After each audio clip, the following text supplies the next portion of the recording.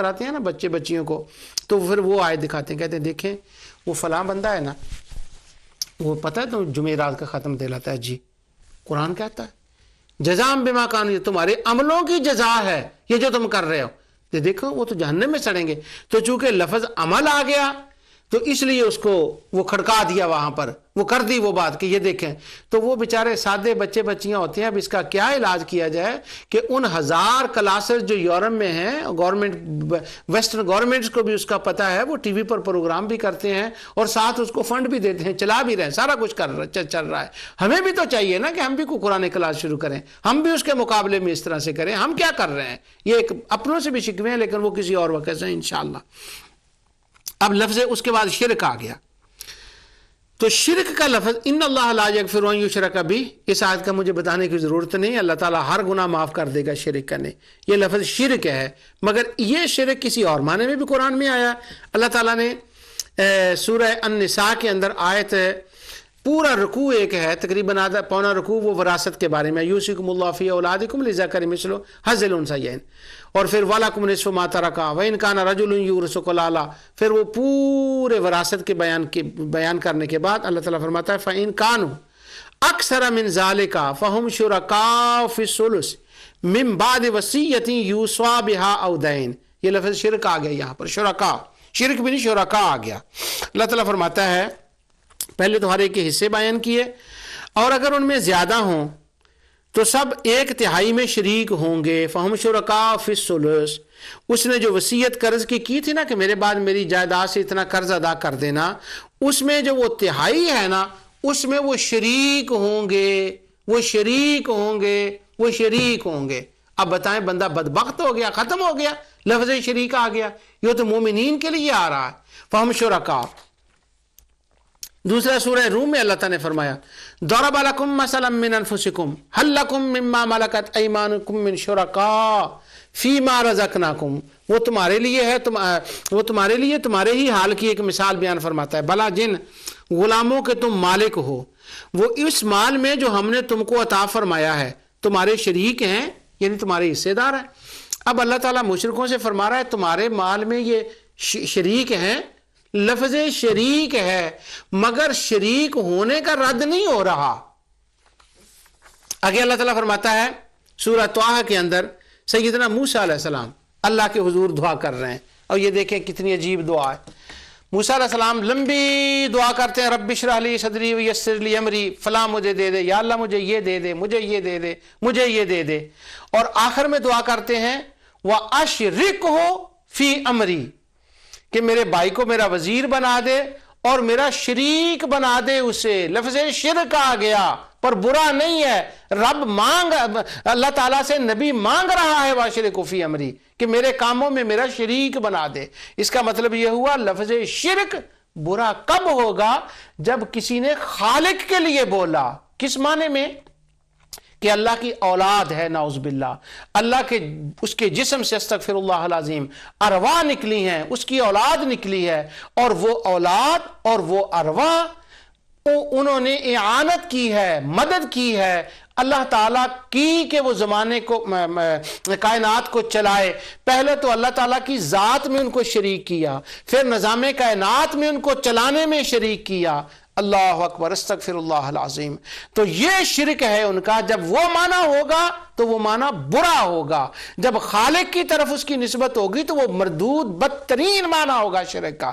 لیکن جب بندوں کی طرف ہوگی کہ میرا یہ شریک ہے، میرا یہ بھائی ہے، میرے یہ چچے کا بیٹا ہے، میرے کام میں یہ شریک ہے، لفظ وہی ہے لیکن معنی برا نہیں ہے۔ کیوں؟ اس جس کی طرف اضافت کی جا رہی ہے نا، وہاں اس کا معنی برا نہیں پایا جاتا۔ اسی طرح بدعہ کے لفظ سے اتنا ڈرا نہ کریں، باغا نہ کریں، اس کو سانپ نہ بنا دے۔ اللہ کے بندو، بدعہ کا معنی ایجاد کرنا ہے۔ دیکھیں یہ کس کانٹینس میں استعمال ہو رہا ہے۔ جیسے شرک کو دیکھتے ہیں، ایمان کو دیکھتے ہیں، عمل کو دیکھتے ہیں، اسی طرح کبھی زحمت فرما کے بدعہ کے معنی بھی توجہ کر لیا کریں۔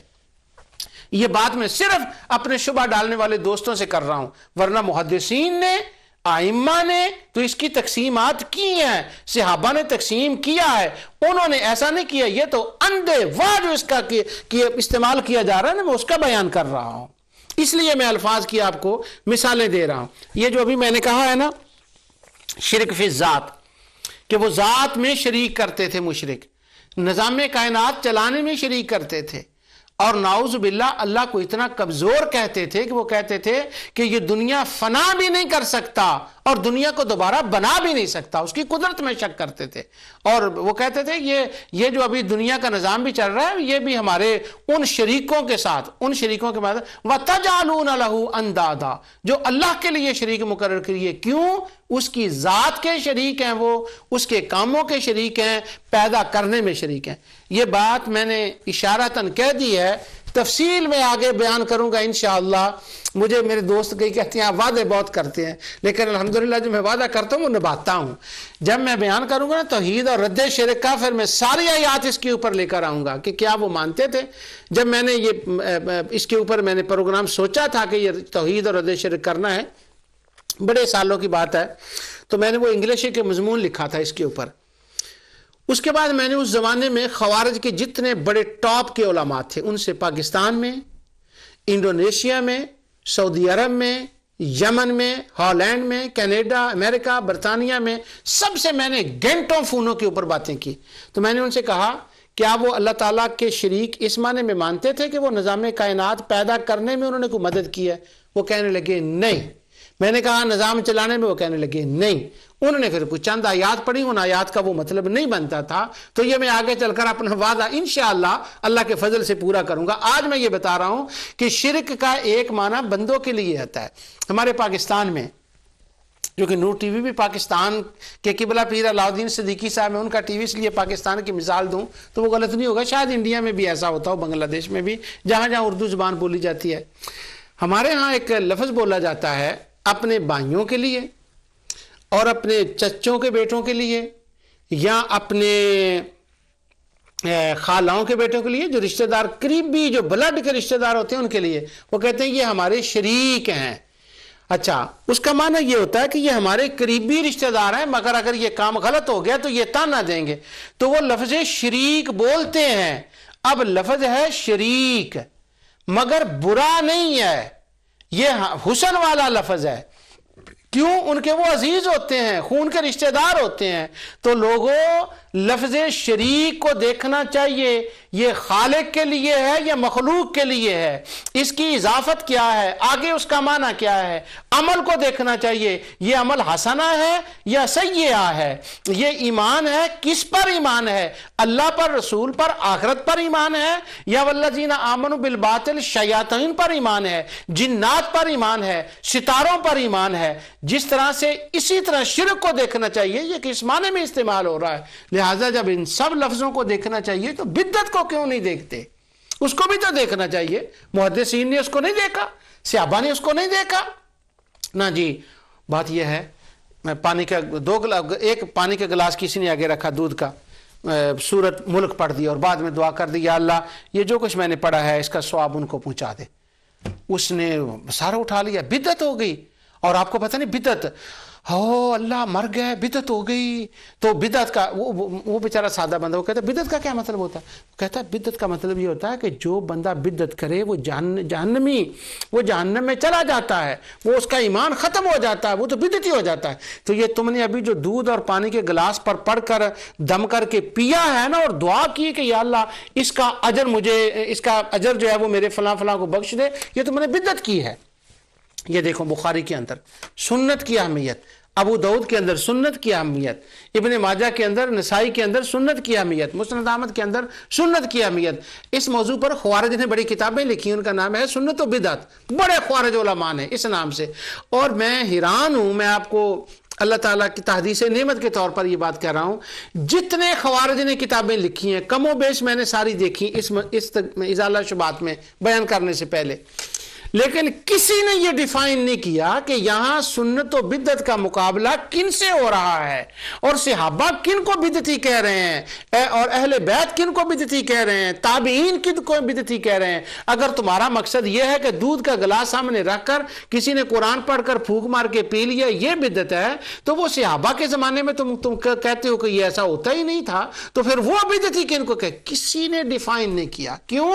اگر وہ ڈیفائن کرتے تو غبارے سے ہوا نکل جاتی، وضو ٹوٹ جاتا، کیونکہ وہ تو ساری روایات اور محدثین کا سارا زور، امام احمد بن حنبل کا سارا زور ہی خارجیوں کے اوپر ہے کہ یہ خارجی بدعتی ہیں، یہ اللہ والوں کی گستاخیاں کرتے ہیں، یہ بدعتی ہیں، یہ اللہ والوں کو مشرک کہتے ہیں، یہ بدعتی ہیں، یہ چھوٹی چھوٹی چیزوں کو حرام کہتے ہیں، یہ بدعتی ہیں۔ وہاں تو سارا معاملہ ہی الٹا ہے۔ جتنی کتابیں بدعت کے اوپر، سنت کے اوپر، سنت و بدعت کے اوپر، جتنے مضامین انٹرنیٹ کے، کسی نے ڈیفائن ہی نہیں کیا اس بات کو۔ کیوں ڈیفائن کرنے کی ضرورت تھی؟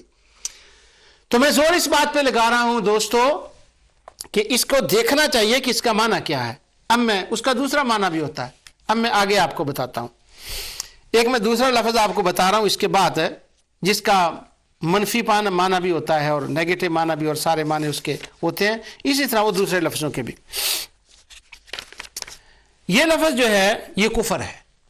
اب کفر کا معنی ہوتا ہے چھپانا۔ اب لغت کی کتابیں اٹھا کر آپ دیکھیں تو اس کا معنی چھپانا ہوگا۔ تو یہ میں بات اس لیے کر رہا ہوں کہ شاید جو مسلمان ملکوں میں لوگ ہیں ان کو تو اس کی ضرورت نہ پیش آتی ہو، ہمیں کیا یہاں پیش آتی ہے، انگلینڈ کے اندر، امریکہ، ہالینڈ، جہاں جو یورپ میں مسلمان مغرب میں رہتے ہیں، جب وہ انگریز قرآن پڑھتے ہیں تو ان کے لیے لفظ کافرو آتا ہے نا، تو وہ ہمیں کہتے ہیں کہ کافرو تو گالی ہے، تو آپ تو ہمیں قرآن میں گالیاں دیتے ہیں، تو وہ ایسے قرآن اٹھاتے ہیں، کہتے ہیں کہ دیکھو یہ قرآن نعوذ باللہ گالیوں سے بھرا پڑا ہے، استغفر اللہ العظیم، کیونکہ ہمیں کافر کہا گیا، اور کافر کا مطلب گالی ہوتا ہے۔ میں نے 2-4 مرتبہ شاید پہلے بھی آپ کو بتائی یہ بات ہے کہ ہمارے شہر کے اندر ایک بندہ تھا، پریسٹ تھا، اس کا نام تھا ڈاکٹر ڈیوڈ مارشل، اس کی بیوی تھی، اس کا نام تھا ہیلن۔ تو وہ دونوں میاں بیوی تھے اور وہ پریسٹ تھے چرچوں کے اندر۔ اور یہ جو ڈاکٹر ڈیوڈ مارشل ہے نا، اس کو ڈاکٹر اس لیے کہتے ہیں کہ اس نے پی ایچ ڈی کیا ہے، اور پی ایچ ڈی کس پر کیا ہے؟ اس نے مصر سے پی ایچ ڈی کیا ہے کافرو لفظ کے اوپر، کہ قرآن میں جب لفظ کافرو کہا جاتا ہے تو اس کا معنی کیا ہوتا ہے، اور قرآن نے نعوذ باللہ اس کی زبان میں کہ ہماری تو توہین کر دی ہے، توہین کے قابل تھے تو کرتا نا قرآن، تو اور کیا ہوتا؟ تو اس نے کافرو کے اوپر پی ایچ ڈی کیا ہے، اسی کے اوپر۔ وہ بڑی باس ہوتی تھی میری، وہ جب میری اس سے جو ملاقاتیں رہتی تقریباً سال ہم اکٹھے رہے، شاید 2 سال، پونے 2 سال کے قریب، اس کی بیوی اور میں اور ہمارے کچھ اور دوست اور بچیاں ہوتی، وہ بیٹھ جاتے ساری رات، اسلام اور کرسچینٹی کے اوپر بات چلتی تھی۔ تو اس نے کفر وہ کہتا تھا قرآن نے ہمیں گالی دی، تو میں اس کے سامنے وہ لغت کی کتابیں لاتا کہ یہ گالی نہیں ہے، قرآن تو گالیوں سے پاک ہے، اللہ تعالیٰ کی ذات تو وہ ہے کہ اس کی طرف گالی کی نسبت کرنا جائز نہیں ہے۔ یہ میں ایک اور باریک بات کہہ رہا ہوں، اللہ تعالیٰ کی طرف گالی کی نسبت کرنا یا رسول اللہ صلی اللہ علیہ وسلم کی طرف گالی کی نسبت کرنا یہ جائز نہیں ہے۔ تو خدا تو وہ تو اس کا کلام ہے، تو وہ کہتا ہے کافر ہوں، لیکن کافر ہوں کا مطلب یہ ہوتا ہے چھپانا۔ اب رات کو بھی کفر کہتے ہیں، کیوں؟ وہ روشنی کو چھپا لیتی ہے۔ ذمہ دار کو، جو کسان ہوتا ہے، اس کو بھی کافر کہتے ہیں، کیونکہ وہ زمین کے اندر بیج کو چھپا دیتا ہے۔ اب یہ گالی ہو گئی، رات کو گالی دے رہے ہیں ہم، کسانوں کو ہم گالی دے رہے ہیں۔ تو کفر کا یہ وہ معنی نہیں ہوتا جو ہمارے یہاں مغرب کے لوگ گالی کے طور پر سمجھ رہے ہیں، وہ تو کلام اللہ میں ہو ہی نہیں سکتا۔ تو چھپانا ہے اس کا معنی۔ کیا ہے؟ کہ جو حق اللہ، رسول، آخرت اور قرآن کی صورت میں جو رسول اللہ صلی اللہ علیہ وسلم نے حق بیان کیا، کافروں نے اس کو اپنے اندر چھپا لیا، یعنی انہوں نے جیسے سنا ہی نہیں، اس کا انکار کر دیا، اس کی طرف دھیان ہی نہیں دیا۔ تو اس معنی میں ہم ان کو کافر کہتے ہیں کہ انہوں نے اس میسج کو سنا نہیں ہے، ہم گالی کے طور پر ان کو کافر نہیں کہتے۔ یہ ایک ایکسٹرا وضاحت تھی جو میں نے کر دی۔ اب لفظ کفروا کو دیکھیں، یہ کس معنی میں آتا ہے؟ اب جتنے قرآن کریم میں لفظ ہے، اللہ تعالیٰ فرماتا ہے ان الذین کفروا سواء علیہم اانذرتہم ام لم تنذرہم لا یؤمنون۔ جنہوں نے کفر کیا، آپ ان کو ڈرائیں یا نہ ڈرائیں، یہ برابر ہے، وہ ایمان نہیں لائیں گے۔ دوسری آیتوں میں آتا ہے وہ جہنم میں جلیں گے، سینکڑوں آیات، درجنوں آیات ہیں اس کے اوپر، وہ جہنم میں جائیں گے۔ تو یہاں کافروا کا معنی یہ ہے خدا کی توحید کا انکار کرنے والے، رسول کی رسالت کا انکار کرنے والے، آخرت کا انکار کرنے والے، عمل صالح کا انکار کرنے والے۔ یہاں وہ کافر کا بدترین معنی مراد ہے، اور یہاں وہی معنی ہے۔ اور یہاں ایک میں اور اشارہ کر دوں کہ یہاں جو کہا گیا نا وہ ایمان نہیں لائیں گے، جنہوں نے کفر کیا وہ تو ایمان نہیں لائیں گے، حالانکہ اس آیت کے نازل ہونے کے بعد تو ہزاروں لوگ مکہ سے بھی مسلمان ہوئے اور مدینہ سے بھی ہوئے اور اطراف سے بھی ہوئے. تو پھر تو اگر وہ ایمان نہیں لائیں گے, اگر یہ خبر تھی کہ جنہوں نے کفر کر دیا ان میں سے کوئی مسلمان نہیں ہوگا, تو ان کو تو مسلمان ہونا ہی نہیں چاہیے تھا. اہل علم اس کا جواب یہ دیتے ہیں, امام طبری نے اس پر بحث کی ہے کہ اس سے مراد مخصوص کافر تھے, وہ جو مارے گئے, جن کا خاتمہ کفر پر ہو گیا, بدر میں مارے گئے. اور خاص کر بدر کا قول علامہ طبری نے کیا ہے. اب میرا دل یہ چاہ رہا ہے کہ وہ قول میں آپ کو بتاؤں, اس کے اندر بڑا ایک بیوٹیفل بحث ہے کہ وہ کافروں کو کیوں کہا گیا, ختم اللہ علی قلوبہم, ان خاص کافروں کو کیوں کہا گیا, ان کے دل پر کیوں مہریں لگائی گئیں, وہ کیوں ایمان نہیں لائیں گے. اس کے اندر ایک بیوٹیفل بحث ہے. آپ سے وعدہ رہا انشاءاللہ پھر کبھی اس پر بات ہوگی. ابھی میں نے وہ دوسری بات کرنی ہے. ایک کفر کا معنی وہ میں نے بتا دیا جو برا معنی ہے. اب میں اس کا ایک دوسرا معنی آپ کو بتاتا ہوں.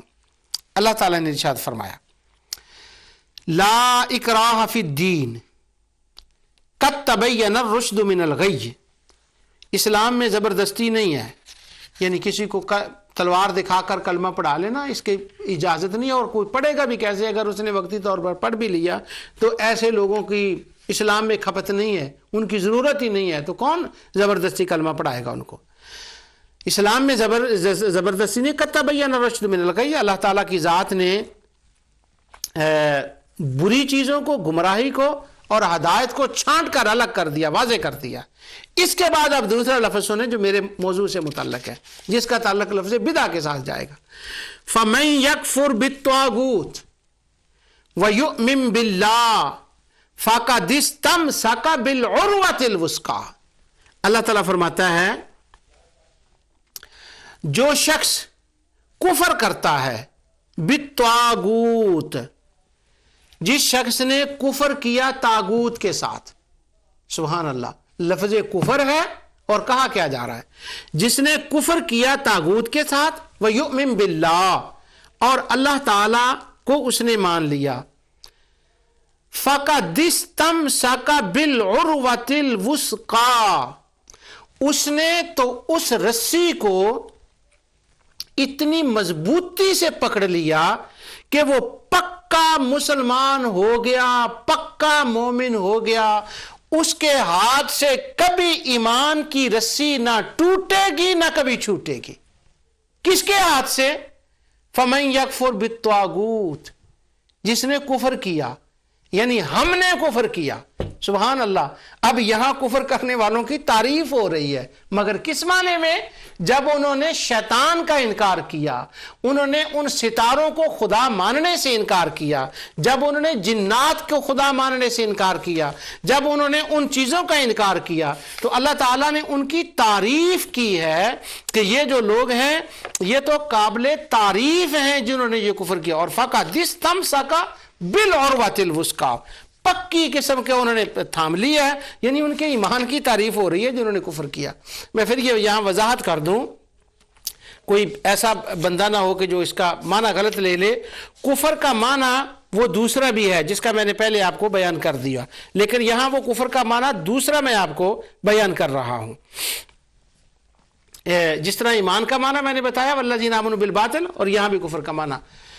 اب دوسری آیت یہ سن لیں, آیت تو میں نے وہ دوسری پڑھنی لیکن وہ سامنے آ گئی, وہ بھی سن لیں دوسری, وہ یؤمنون کا بھی ساتھ آ جائے گا.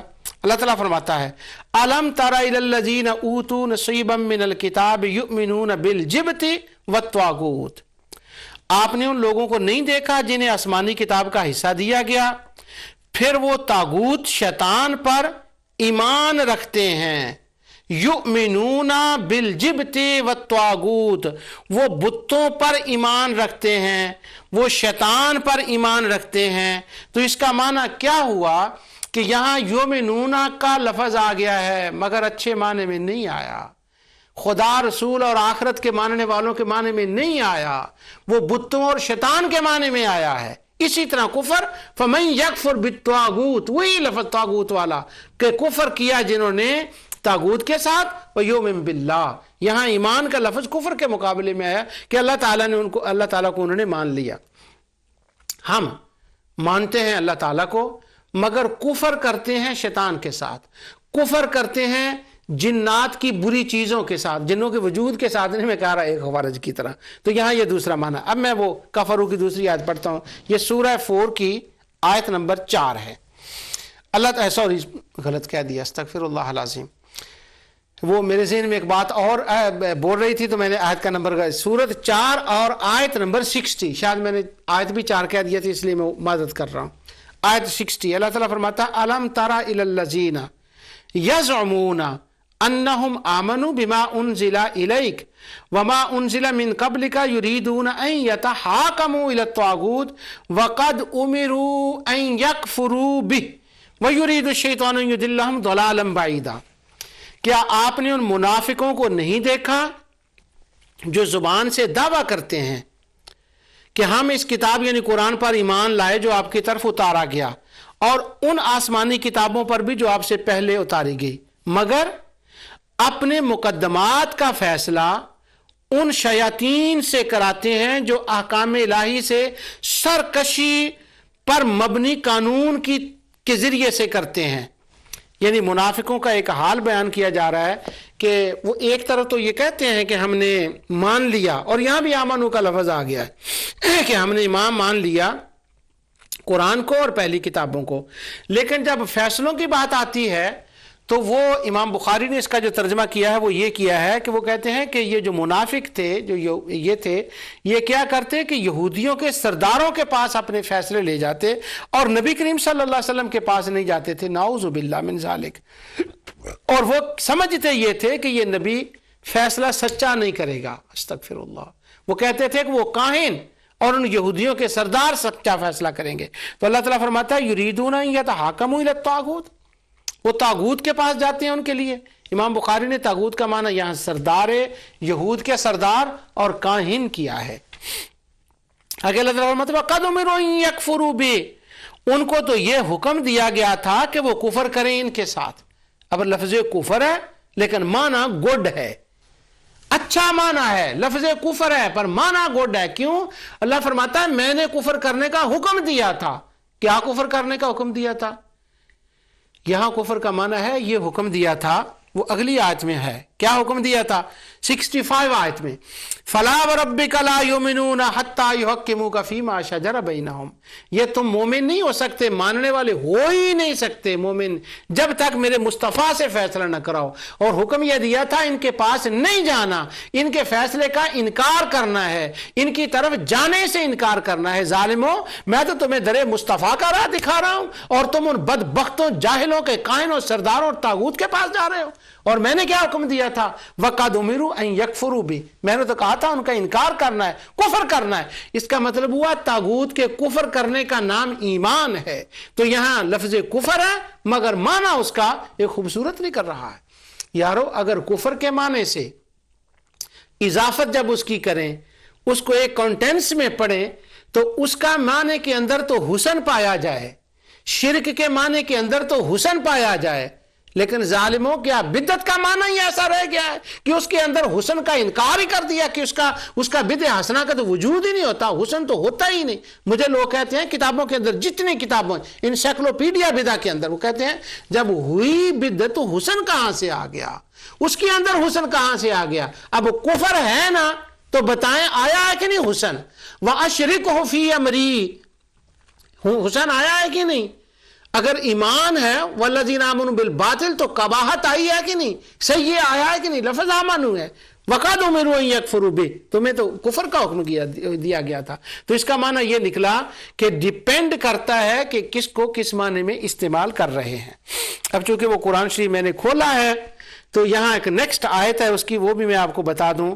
ہمارے میرے فاضل دوست ہیں، جب میں نے پچھلے دنوں میں یہ پروگرام کیا نبی کریم آقا دو جہاں صلی اللہ علیہ وسلم کے روضہ اقدس کی طرف سفر کرنے کے جانے کے لیے، تو میں نے دلائل دی اور جو ابن تیمیہ کا تھا وہ آپ نے سنا دیکھا. انہوں نے مجھے فون کر کے یہ کہا کہ آپ نے اس آیت کی تلاوت کیوں نہیں کی؟ تو یہ گویا ادھار تھا، تو ان کی توجہ کے لیے میں اس آیت کی تلاوت کر رہا ہوں. اللہ تعالیٰ فرماتا ہے وَإِذَا قِيلَ لَهُمْ تَعَالَوْا إِلَىٰ مَا أَنزَلَ اللَّهُ وَإِلَى الرَّسُولِ رأیت المنافقین یصدون عنک صدودا، اور جب ان سے کہا جاتا ہے کہ اللہ کے نازل کردہ قرآن کی طرف اور رسول کی طرف آ جاؤ، تو آپ منافقوں کو دیکھیں گے کیونکہ وہ آپ کی طرف رجوع کرنے سے گریزاں رہتے ہیں، یعنی در مصطفیٰ کی طرف آنے سے وہ گریزاں رہتے ہیں۔ تو یہ ہمارے فاضل دوست ہے علامہ قاری محمد مشتاق صاحب، اسکاٹ لینڈ میں رہتے ہیں، انہوں نے مجھے فون کر کے یہ یاد دہانی دی تھی، اللہ تعالیٰ ان کو جزائے خیر عطا فرمائے، تو بائی چانس وہ آیت آ گئی تھی تو میں نے وہ آیت پڑھ دی۔ اب میں نے آپ کے سامنے ایمان کا، کفر کا، عمل کا یہ ساری آیات کی ہیں۔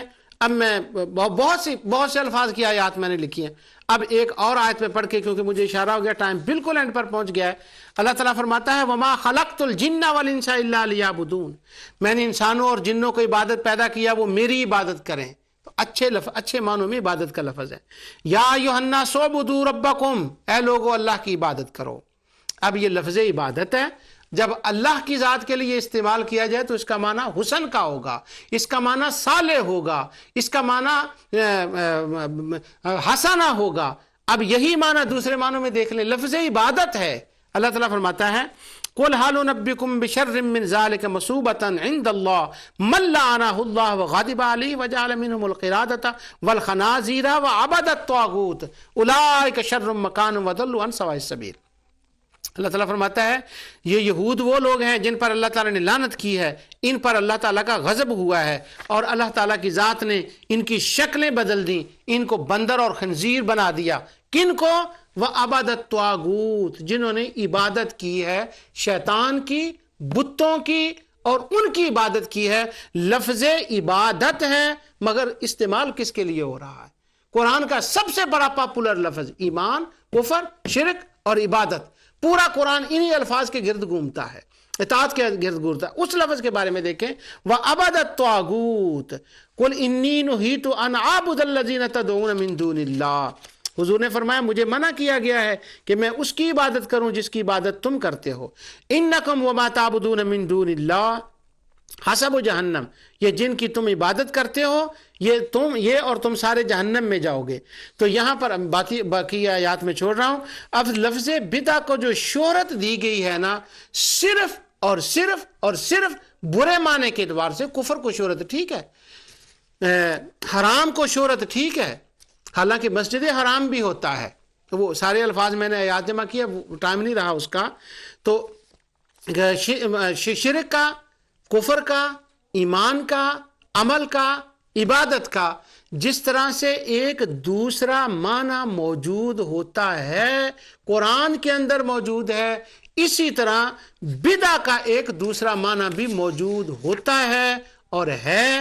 انشاءاللہ اس کی تفسیر میں آگے کروں گا۔